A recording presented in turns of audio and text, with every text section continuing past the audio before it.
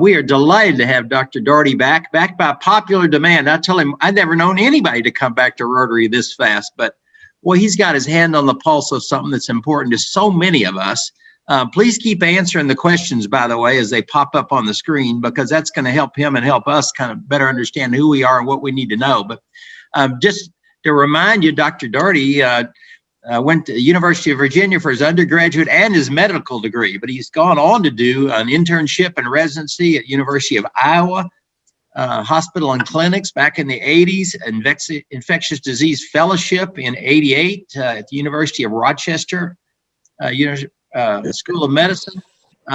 He's board certified, of course, in internal medicine and infectious disease, and he used that actually to start a clinic in Lexington that has really grown and been on the forefront of a lot of things that are making a big difference in medicine today. So he is also the head epidemiologist for Central Baptist Hospital, keeps his hand in all this stuff. You'll see he's been doing rounds this morning, dressed and ready to go. So I want to let's go. Dr. Dougherty, take it away. He's going to share some things with us, and he's our Dr. Fauci. He's going to fire your questions at us in the chat box. A lot of you have given us the questions in advance. I've shared some of those with him, but let's take it away and see what we can learn. Well, first off, thanks for having me back. It's been a year since this whole crazy thing started. It's been a devastating pandemic, both from a social, economic, psychological, and health standpoint.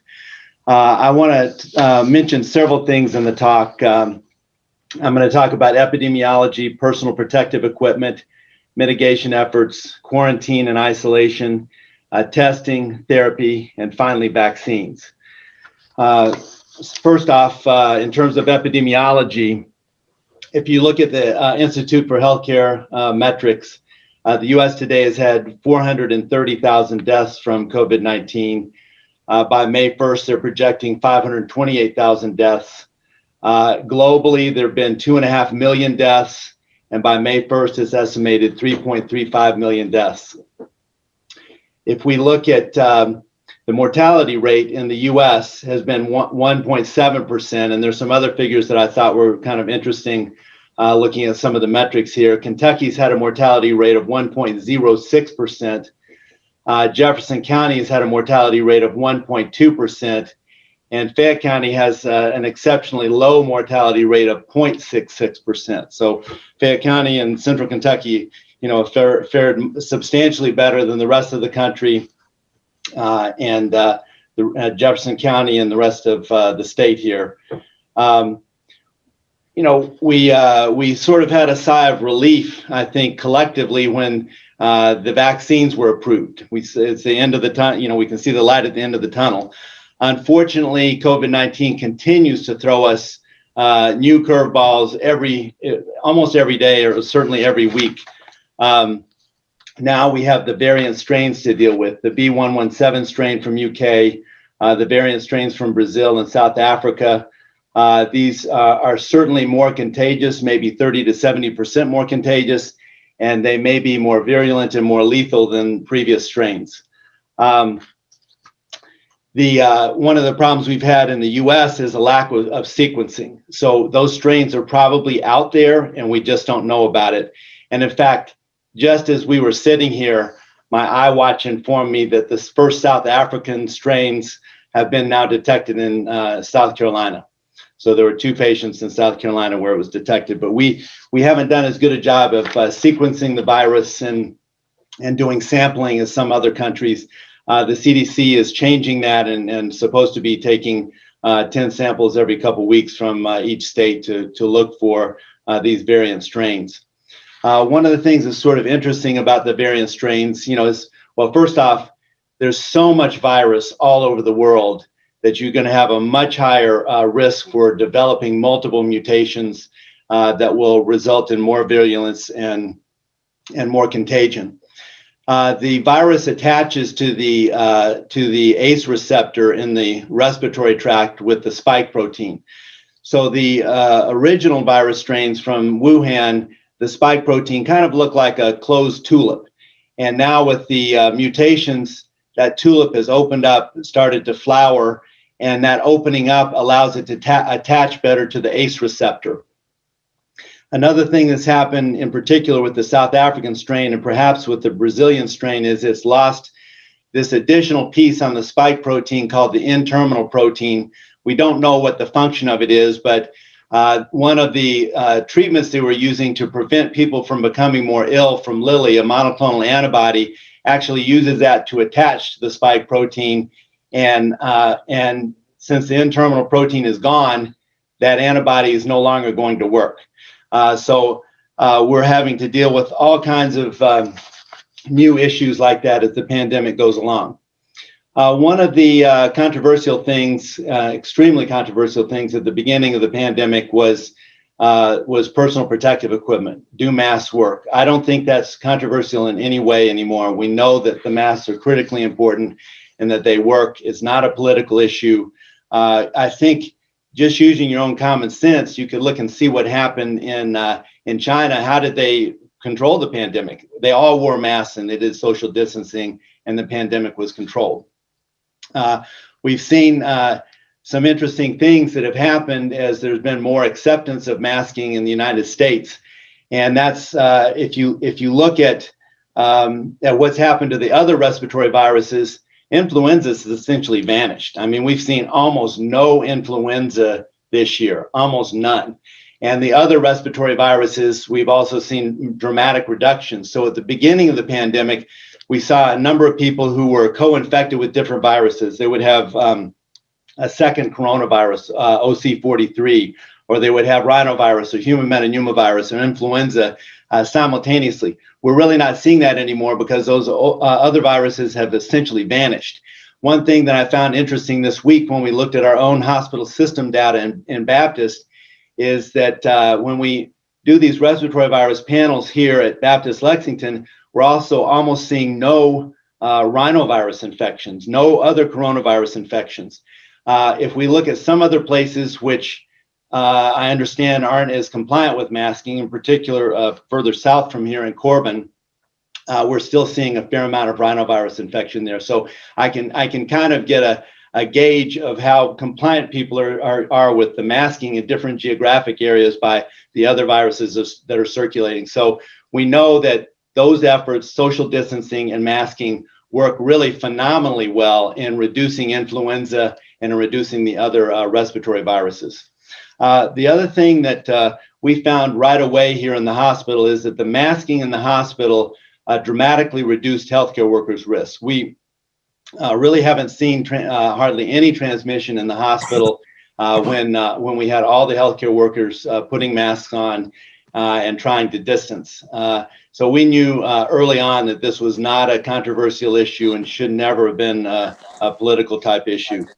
If we moving on to mitigation efforts that include the masking, social distancing, and vaccines, we think that those, have been pretty effective. But one of the things that's bothersome to me is how much we've sacrificed and suffered, and all the efforts that we put into it, and we still have these huge numbers of COVID-19 out there. Which, by the way, it looks like this month they're gradually starting to fade.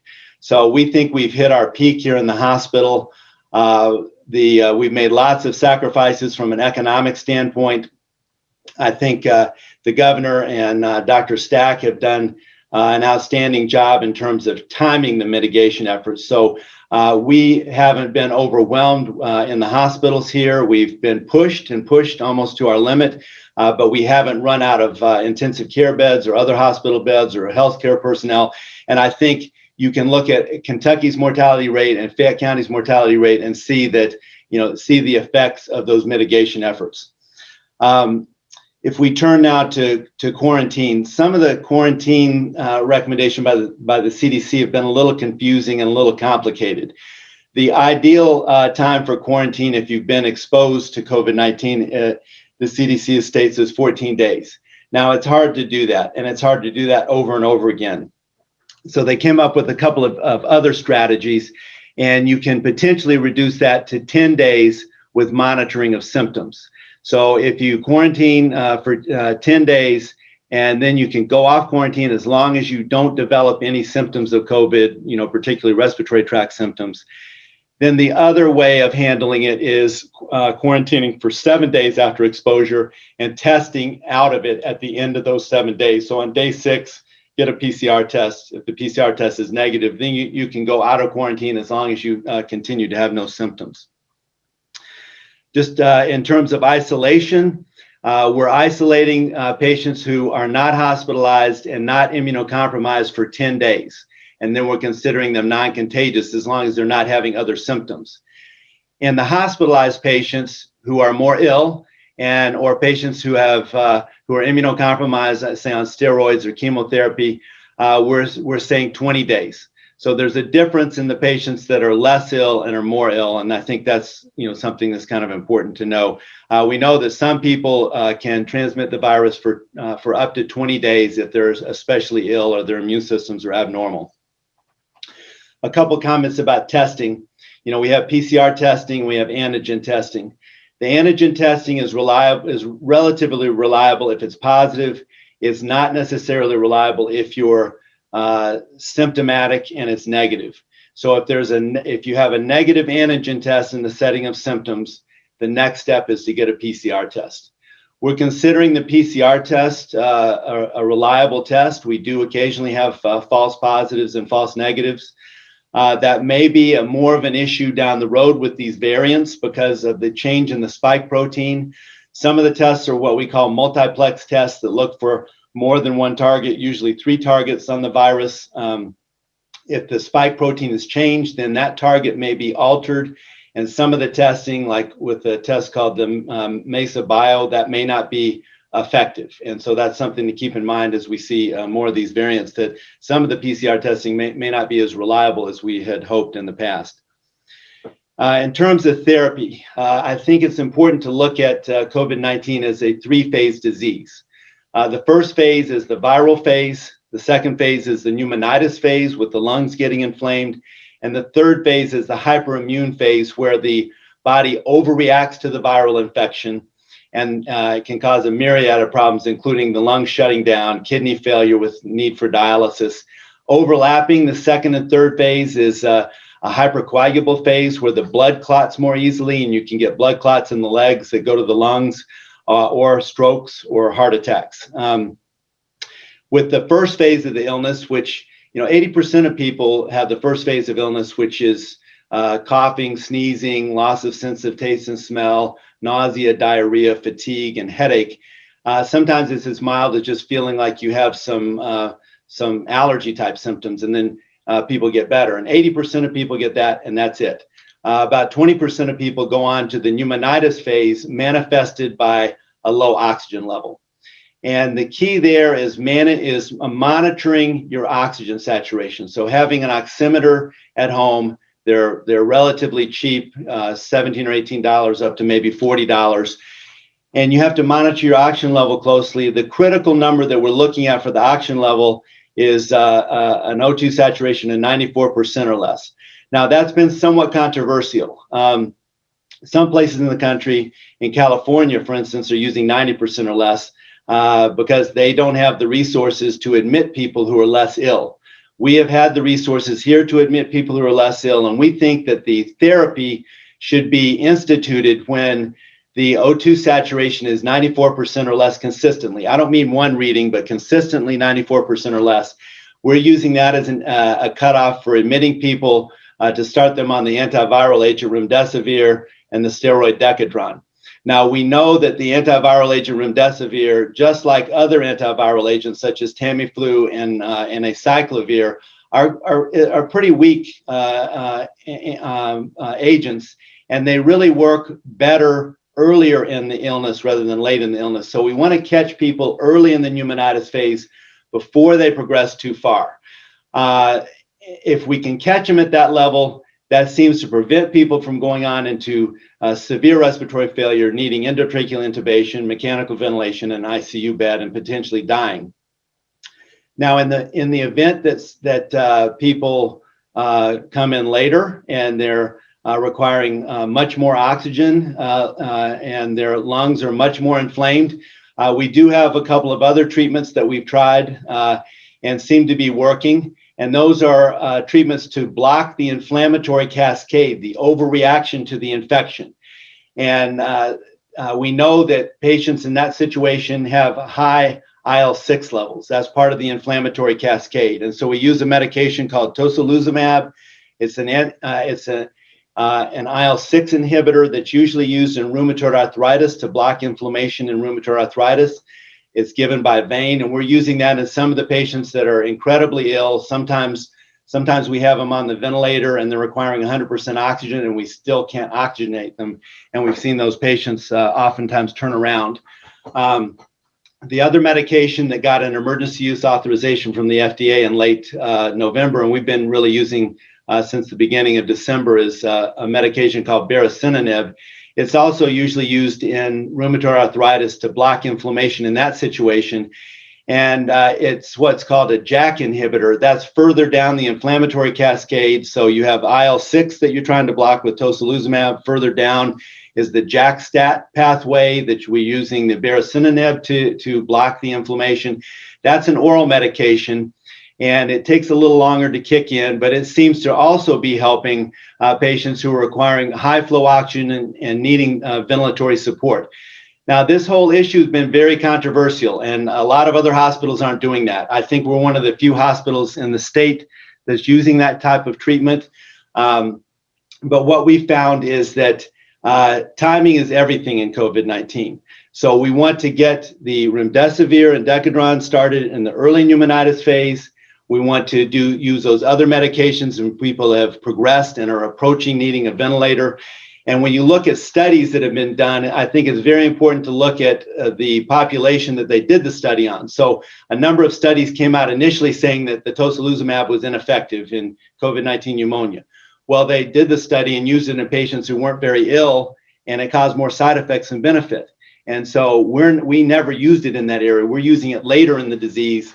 And this has been an argument that's been ongoing in the medical community for months until the last 2 weeks, when the largest study to date, called the RECAP MAP study, came out and vindicated our use of the tocilizumab exactly where we're using it. It has a mortality benefit, and I think we'll see other hospitals adopting the use of tocilizumab down the road, and also the baricitinib. Turning now to vaccines. One other thing I want to mention. I didn't mention the treatment of the first phase of the illness, which is the viral phase. Now, most people don't need treatment in that phase, but we are giving monoclonal antibody therapy to patients that are deemed at high risk. So there's the Lilly monoclonal antibody, and there's the Regeneron monoclonal antibody cocktail that everyone heard that Trump got. Those are used early on to basically give people some element of immediate immunity to the virus.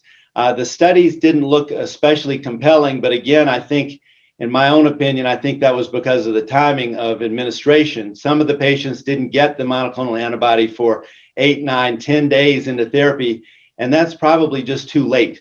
So the studies were approved in an emergency use authorization by the FDA because they reduced the number of ER visits from about 10% down to 3%, or 9% to 3% in the case of the other monoclonal antibody. They didn't, at least at this point, show a mortality benefit. I personally think that they may end up showing a mortality benefit if they're used early on. They're approved for use in people over 65, in the morbidly obese, people with a BMI of greater than 35. And if you're 55 or greater and you have cardiovascular disease or hypertension, they're also approved in that situation. It's a medication that's given in over about an hour. You have to watch the patient for an hour afterwards because of the risk of anaphylaxis, but we found that very low incidence of that. The medications are free because they've been paid for, at least at this point, by the federal government.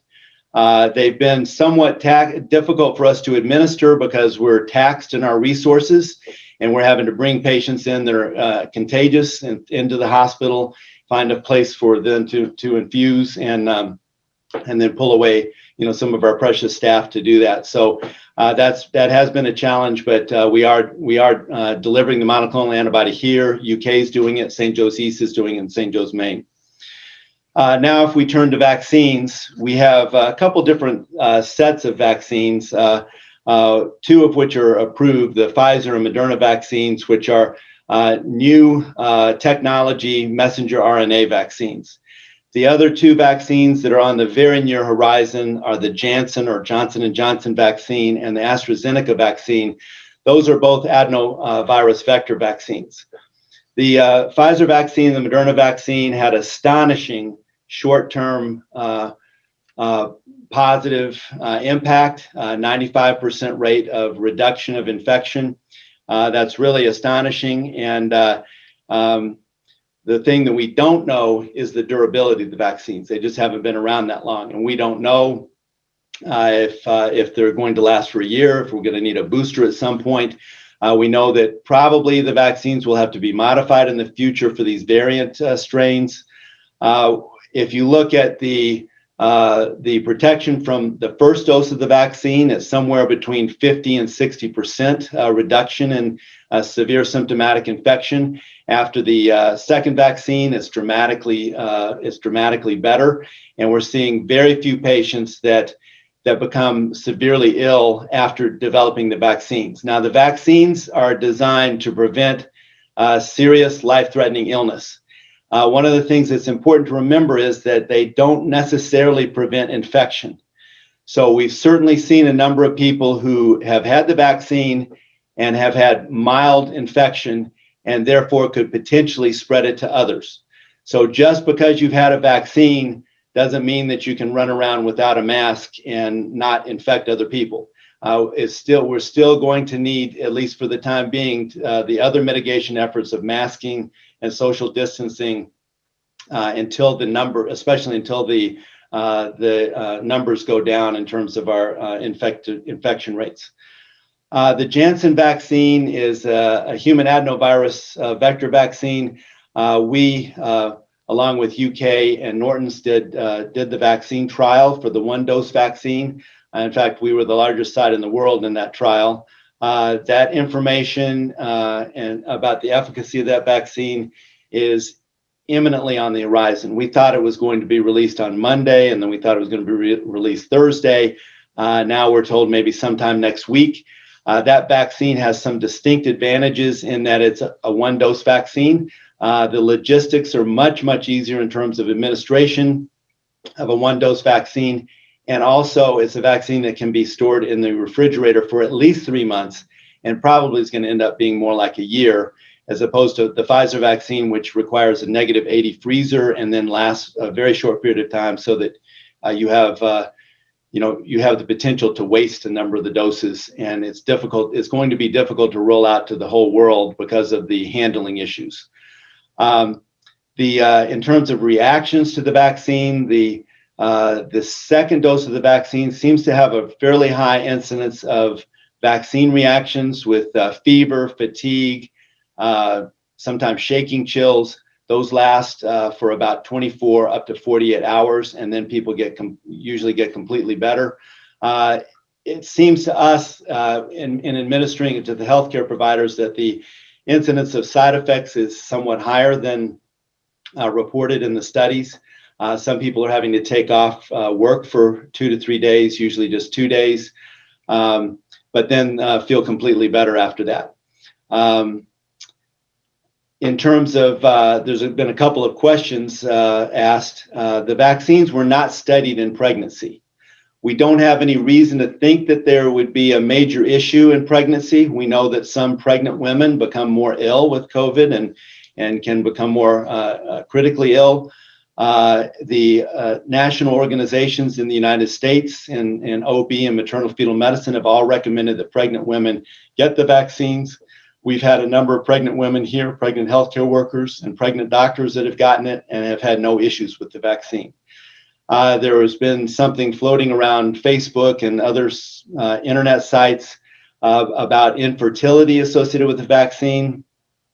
I think those are rumors. I don't think there's any information that these are going to cause infertility. And I don't know where that came from, because we certainly wouldn't have had enough time to sort out whether someone was infertile from a vaccine, since they haven't been around very long. So I think that's just kind of a nasty fear-mongering rumor. I will say that the WHO did come out yesterday and recommended that pregnant women not get the vaccine. I'm not sure what the rationale for that was, except that, it hasn't been studied thoroughly in pregnancy. They just were trying to rush, get through the trial and didn't want the complication of giving it to pregnant women. But it does look like it's probably going to be safe. If it was my family, I wouldn't hesitate having them get the vaccine if they were pregnant. The Janssen vaccine, we found in our experience, tends to cause fewer side effects than the Pfizer and Moderna. But remember, these side effects, for the most part, are not permanent. They're transient side effects. We don't have any reason to believe that there's going to be long-term permanent side effects in the vast majority of cases with these vaccines. And we have been concerned about vaccine hesitancy, people not wanting to get the vaccine. In order to really tamp down the pandemic, we think we're going to need a large proportion of the population vaccinated. You may have seen Dr. Fauci indicate that with these variant strains, that the proportion of the population that needs to be immune for the pandemic to subside is probably going to be somewhere above 70%. I have concerns that we're not going to get to that area in terms of acceptance of the vaccine. We know that with influenza vaccine, we're lucky if we get 40% of the population to take influenza vaccine. Interestingly, this year we had 20 million more people take influenza vaccine than in previous years. So that's just, I think if we go out there and really tell people about the benefits of the vaccine, the fact that the risk is exceptionally low compared to the potential benefits, then I think we'll have more acceptance. And also remember, with vaccination, it's not just ourselves that we're protecting, but it's our family members. It's especially our elderly family members, our frail family members, who are much more likely to suffer dire consequences from COVID-19. That's pretty much all I had planned to say. In terms of effectiveness of the vaccines, it does look like the Pfizer and Moderna vaccines are effective against the variant strains, but they're massively effective against the older strains. They're less effective against the newer variants. We don't know exactly what that's going to mean. We think that they will still maintain effectiveness to prevent serious sequelae of infection. But Moderna, and I'm sure Pfizer and the other companies, will be looking to adjust their vaccine down the road to address some of these variants. Great. Wow. Thank you. I think, if we can all applaud, that'd be awesome. You really went through some important things. And by the way, we are recording this. And if any of our members want to get this out to other people, don't hesitate to get our recording and send it around. We've had a lot of good questions. We had a lot of pre-questions come in, folks, by the way, from our members. And look, here's a survey coming up. If you want to fill out that survey, please do that while we're doing this. But we've also gotten some questions in the chat box. And so there's a couple about the herd immunity, which you sort of addressed. You think probably it's going to hard to get to 70% of people taking the vaccine. But how does that blend in with the herd immunity? Because herd immunity is just how many of you people have had it. And Well, so that's an interesting question. Okay. So the number of people that have had it to some extent help herd immunity. But one of the big conundrums here is natural infection does not confer long-lasting immunity. We need the vaccines to confer better immunity than natural infection, which is a tall challenge. In natural infection, we know that people in general are immune for 3 months. We know that after that, the immunity starts to fade. It's probably on average going to be more like 5 to 6 months. We know that happened with the other 4 coronaviruses that are circulating every year. There's no surprise that would happen to COVID-19. And we've certainly seen a number of people that have gotten reinfected after 3 months, sometimes with a mild infection to start with, and the second infection has sometimes been much more severe. If you've been infected with COVID, you're still going to need a vaccine. I'm generally recommending that people wait for 3 months after infection.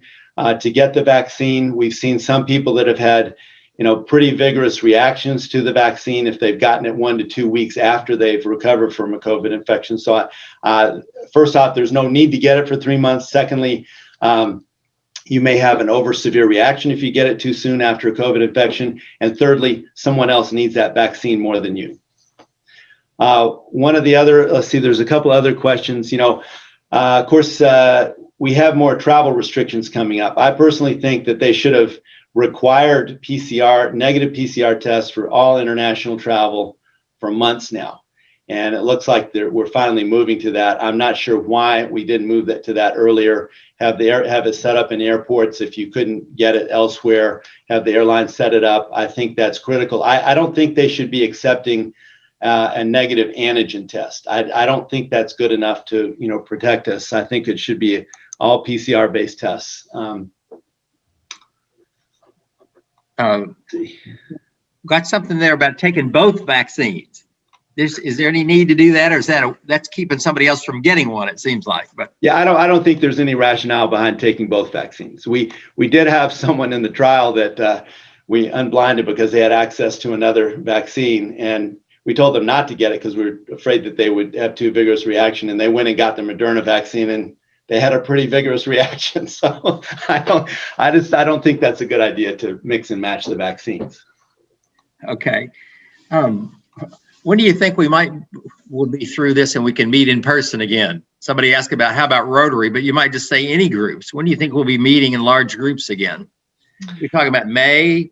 Yeah, I don't, that's a really difficult question because every time we turn around, we're getting something new thrown at us. Now the new variants that, the vaccines are less effective against, still effective, less effective. We may end up with other variants that the vaccines are even less effective against. And I think that for right now, we're stuck with some element of social distancing and masking, for at least for this foreseeable future until we get the numbers down. Then there are just too many people out there infected right now. And the other thing that's difficult about COVID that we didn't directly talk about, and most people may already know this, but some of the most infectious and contagious people are people who are pre-symptomatic or asymptomatic. So in the 2 days before you develop symptoms, you can be secreting massive amounts of virus. That's unlike Ebola, unlike the first SARS. You were symptomatic when you were contagious. With COVID-19, it's been a very insidious, sly virus, and you can spread infection with no symptoms and not know that you're infecting other people. Yeah, this is why this mask is so important, right? Correct. Oh, someone did ask about double masking. So, the best mask to protect you is the N95. And the reason we wear that is to protect ourselves when we're dealing with an infected patient. Okay. The primary reason to wear the other mask is to prevent you from infecting someone else. The secondary reason is to protect yourself. Okay. The second best mask are the surgical masks, the medical grade surgical masks, which have 3 different layers. So multiple layers is important. And then finally, a cloth mask is certainly way better than nothing, but the cloth mask really should be a multi-layered mask. There's been some mention by Dr. Fauci and others about double masking. I think that's, that may afford some additional protection. The more layers, the better in general. We look at COVID-19, basically, the mitigation efforts in COVID-19 as the Swiss cheese model. And you may have seen this has been all over Facebook and other places. So you have multiple holes in each layer of Swiss cheese. But as you mix and mash and put the Swiss cheese together, those holes get covered and there's less of a way of the virus escaping and getting through those holes. And so we do social distancing, masking, potentially double masking. And that overall reduces risk. All right, I've noticed people wearing the double mask. They have the N95 underneath their nice looking, more attractive cloth mask.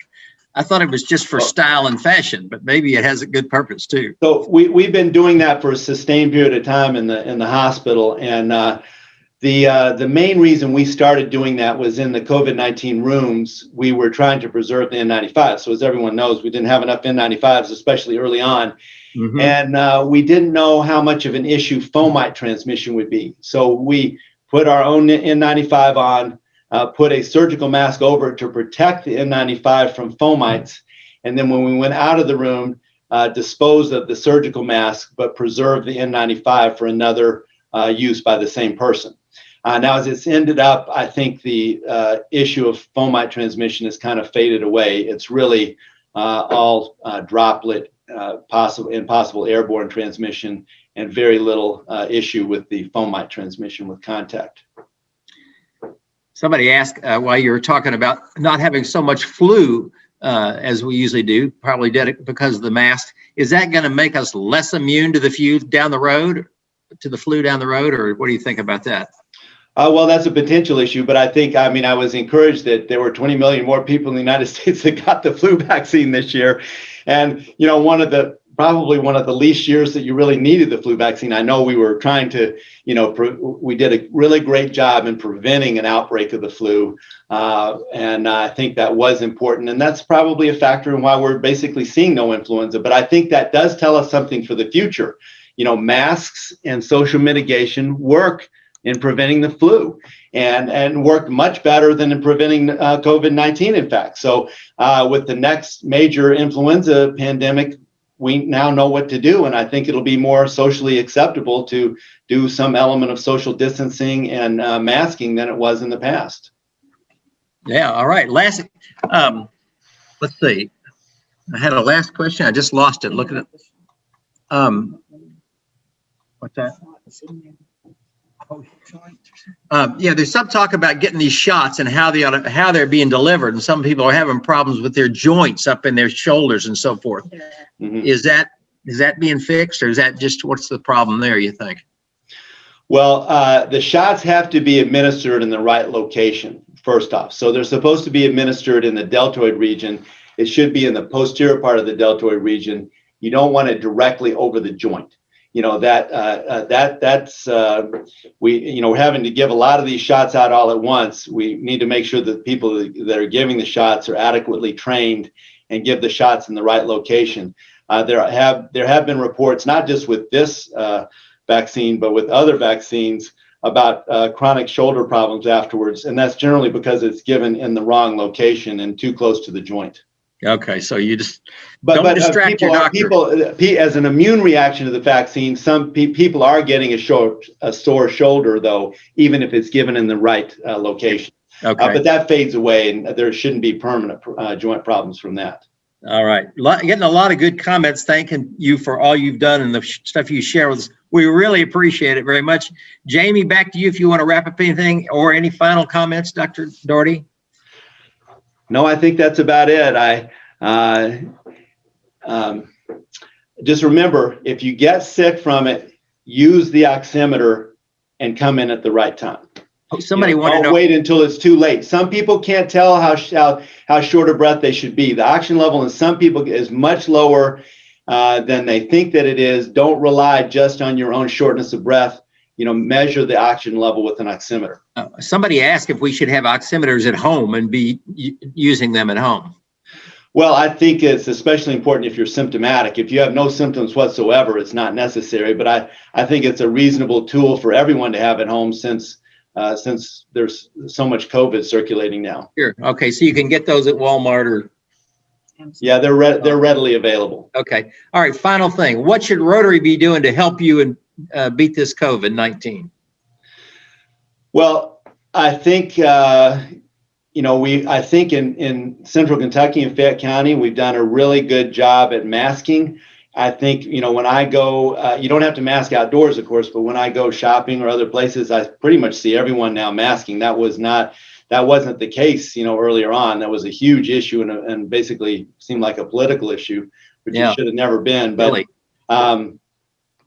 So I think that's improved, at least in our area. I don't think that's necessarily true for other parts of Kentucky. So I think maybe some promotion of masking in other parts of Kentucky is appropriate. and then promoting acceptance of the vaccine. Right now, that's not as big an issue because we have we don't have enough vaccine for everyone that wants it. But at some point, after everyone that's is readily wanting it gets it, I think we're going to need to, to talk to everyone about why it's important for them to take it for themselves and to protect others. Okay. I think one of the things that I've been happy about in the hospitals is that we initially had quite a bit of reluctance on the part of some healthcare workers to accept the vaccines. They thought it was rushed. A lot of people raising doubts about it on television. A lot of the politicians were, because it was too rushed. I told you we were involved in the vaccine trials, and we didn't see anything that was rushed, any corners that were cut. We think everything was done with strict attention to detail and safety protocols. We just worked really, really hard to get the vaccines out there in a prompt fashion. And so I think at some point we'll need to do a better job in promoting acceptance of the vaccines.